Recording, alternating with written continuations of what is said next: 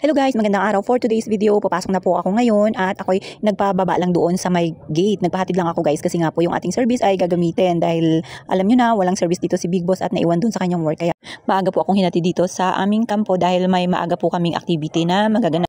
Kaya nga po kung inyong mapapansin, halos wala pa pong tao dahil maaga nga po tayong pumasok. Dahil po guys, dito na rin ako mag-aayos ng aking buhok, ng aking mga ibang gamit. So, ayan guys, habang naglalakad nga po ako, talagang sulong-solo ko itong building at yan, umakyat na po ako at dumiretso na dito sa aming office. Akala ko nga po, ako na yung late, abay, talagang nauna pa talaga. At ayan nga po, habang nandun nga po ako sa office kanina, itong si Yayang pala at ang kanyang daddy, namasyal. Abay, nakarating dun sa bahay ng nanay ko guys. So, ayan, kung inyong mapapansin, o diba, makulit pa rin kahit nasa ibang bahay. Tingnan nyo nga po kung manood at yan, hinila na nga lang po ni Ate Angel niya dahil nga po masama sa bata ang malapit manood sa TV at talaga namang masisira ang mata ng ating bulinggit. At ayan, kasama po pala niya ni Yaya, ang kanyang mga pinsan na ayan siguro po wala pa pong pasok kaya nandyan pa sila.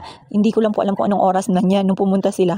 Pero ang alam ko morning po yan. So abay talaga naman pwede nang maglakwatsa ang bulinggit dahil nga po dahil nag-aabang na po yan sa sasakyan pagka alam niya na alis at nakabihis ay alam niya na paalis kaya hindi pwedeng hindi siya magjo-joyride bago umalis ng bahay. Pagkatapos ko nga pong gawin yung aking mga trabaho sa opisina, maaga po akong bumabagawa ng may sasamahan po ako at ayan, tingnan nyo nga po, nandito po ako ngayon, tumitingin kami ng lupa na bibilihin ng aking kasama rin guys. So, pinuntahan ko nga lang po saglit at dumiretso na rin po ako dito sa bahay. Hi guys, hello everyone. Let's mukbang ng rambutan. Let's mukbang guys, dito muna tayo. Saan ba tayo po pwesto? Saan tayo po pwesto na ng mukbang?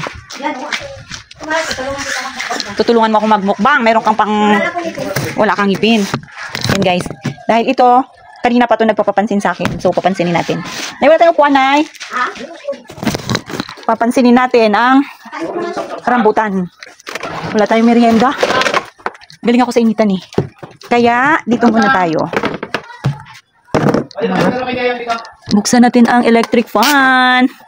Mainit. Oops, wala. Oy, patay. Ano? Oh, si Yayam guys. Kasama ko. Tuling sila nag-ride. Nag-ride ang batang ito. Buksan natin yung electric. Bakit ganyan? Hindi yan mag-ice candy. Excuse me. Excuse me. Ang batang si Yayam ay mukhang joyride. So yan guys, ang ating imumukbang. Maubos kaya natin to? Hindi niya makasundot. What do you think guys? Maubos kaya natin to yung rambutan na to? Pagod. Sobrang init. Wala ba tayong soft drinks dyan? Ay, bakit ganun? Ano ba yan? Ay nako, mag-alis na ba ako? Tingnan mo.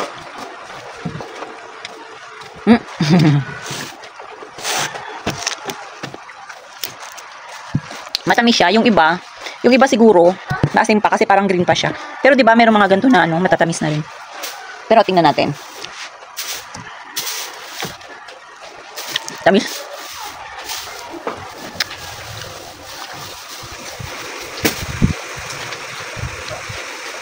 Ito po yung rambutan na ito, may kasama po itong lansones kahapon na nanggaling doon sa south. Dala po yan siya ni Big Boss kaya hindi nga po nila pinapansin dahil nga po busog na po siguro sila. Tamang ito na nga lang po yung natitira. Kaya panoorin nyo na nga lang po muna ako at ako'y kakain ito. Talagang uubusin natin to guys kasi sayang din po. Itong sinanay po kasi hindi siya gaanong kumakain nito guys. Alam nyo na kung bakit.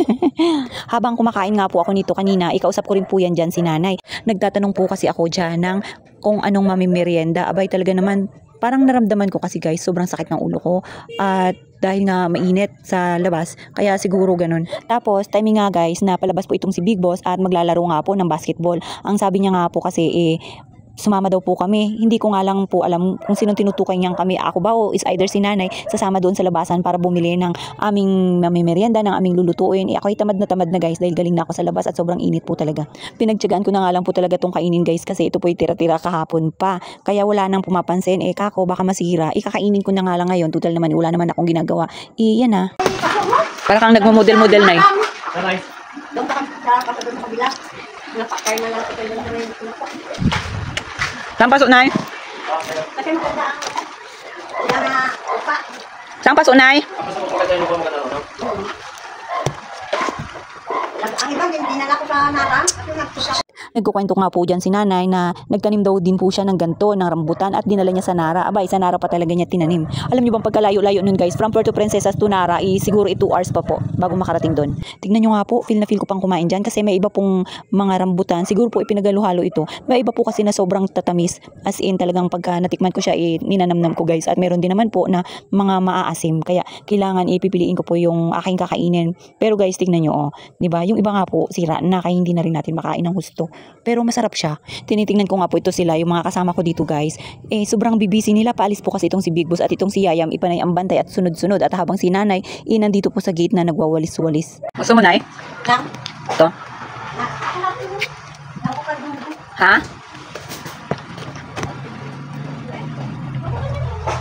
Balik ka na! Hindi ka alam kung... Doon ka! Dito ka! Ayaw niya dito. Ayaw niya dito. Saan si Yayam? Ano gagawin mo? Ayan. Oh,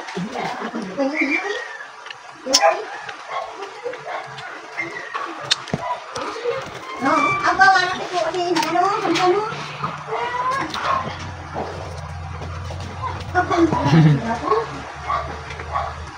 Play kayo. ay, ayaw niya kasi po, girl na. Inulak.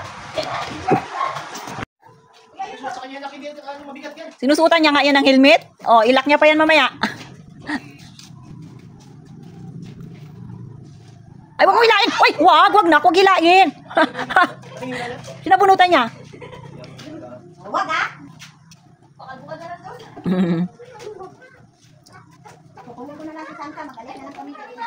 Ginasabunutan mo. Si nanay. Bye-bye. Ala. Pero pala na ba yun? Kung saan nakapunta? Yung lalaki na eh? Oo, nakapunta na ito kaming kita eh. May nagdalawang taon niyo.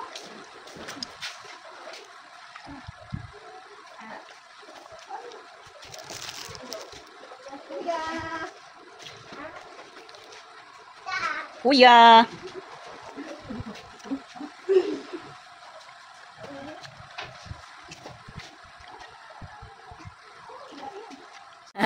Alalik si Niyam sa... Uy, tayo!